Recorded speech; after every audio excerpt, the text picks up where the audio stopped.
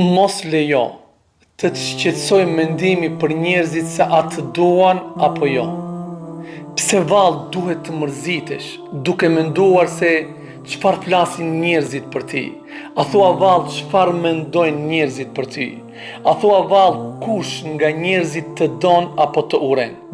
Mjafton që të ndalesh për pak minuta dhe të meditosh për të kaluarën tënde dhe shumë shpejt ke për ta kuptuar se sa shpejt ndryshojnë zemrat e njerëzve.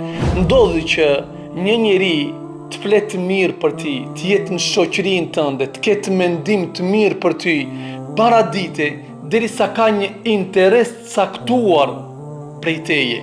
Në moment që mbaron interesi, po i njëjti njeri, jo më larg, me njëherë pas dite, s'ke pse habitesh kur fillon të dëgjosh se flet kundër teje, shpërndan shpifje për ti, gjëra që s'kan të bëjnë me ti, të uren ti e kështu me radhë.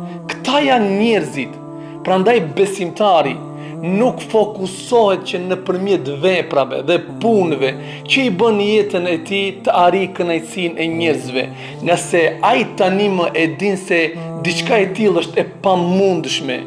Besimtari nuk lejon të humbë kohën, ai fokusohet që nëpërmjet veprave, punëve, çdo lëvizje që bën jetën e tij të arrijë kënaqësinë e Allahut Dhul Xhelal, të arrijë që Allahu ta don atë.